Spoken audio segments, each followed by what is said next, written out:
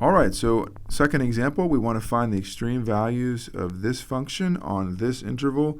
This interval is closed, it's bounded, and this function is continuous actually everywhere. You know that because this is the fifth root of x cubed.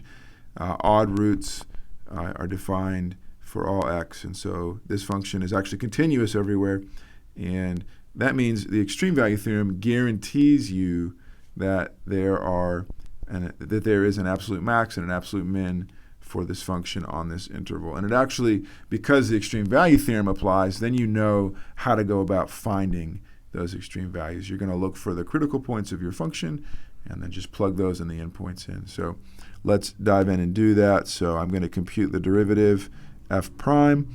I'm going to get 3/5 x to the minus 2/5 times 2 minus x using the product rule, plus x to the 3/5 times -1.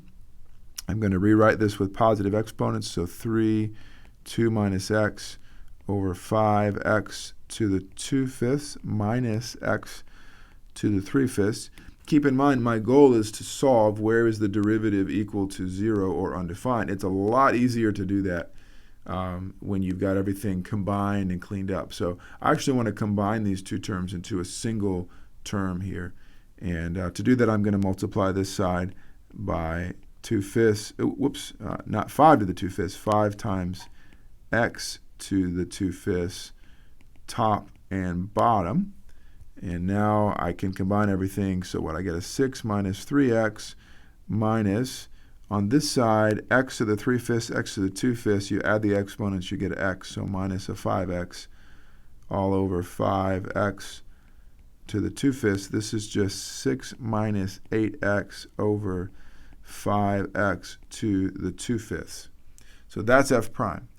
Now I want the critical points for f prime. And so the critical points are where the derivative is either 0 or undefined.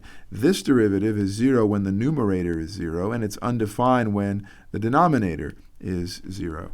And so for me, it's for this problem, we can see that their critical points are just x equals, when the top is 0, we get x equals 3/4, and when the bottom is 0, we get x equals 0. So now we just make a table. When the extreme value theorem applies, then you know the extreme values happen either at the endpoints or at the critical points. So just have our x and our f of x. Our first critical point was 3/4 and then 0, and then our endpoints were -1 and 2. I'll just go ahead and tell you, when you plug 3/4 into the original function f, you get out 1.05.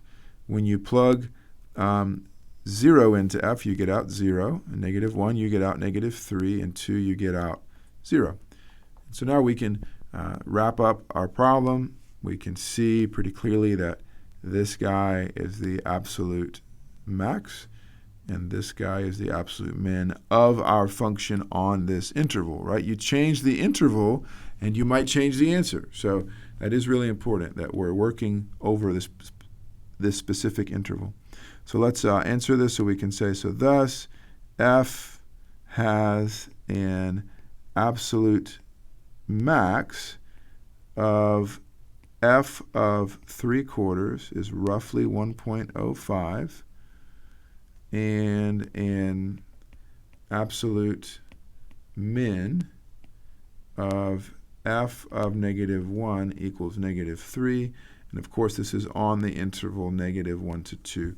I think in the last problem, I forgot to say that we were working over a specific interval. I should really say, for this problem, on the interval -2 to 3. Whoops, I forgot that on the last example, but we fixed it on this one. So, because again, if you change the interval, you might very well change what those extreme values are. All right, so we'll stop this video here, and then in the next videos, we're going to look at some application finding extreme values in sort of real-world situations. So we'll pick it up